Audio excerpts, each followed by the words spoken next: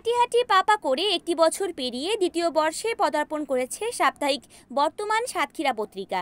আজ মঙ্গলবার বেলা 11টায় পত্রিকাটির প্রথম প্রতিষ্ঠাবার্ষিকী পালিত হয়েছে। সাতক্ষীরা প্রেস ক্লাবে মিলনায়তনে বর্তমান সাতক্ষীরা পত্রিকার সম্পাদক ও প্রকাশিত রাজীব হাসান রিমোর সভাপতিত্বে অনুষ্ঠিত আলোচনা সভা ও কেক কাটা অনুষ্ঠান হয়েছে।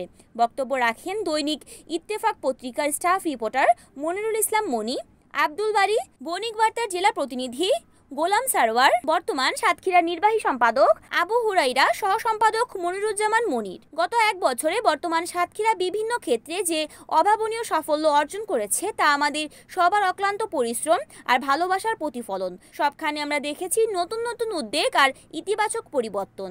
এ সাফল্য সম্ভব হয়েছে আমাদের সবার সম্মিলিত প্রচেষ্টার মাধ্যমে। আমাদের স্বপ্ন একটাই, বর্তমান সাতক্ষীরাকে দেশের সেরা জেলা হিসেবে গড়ে তোলা।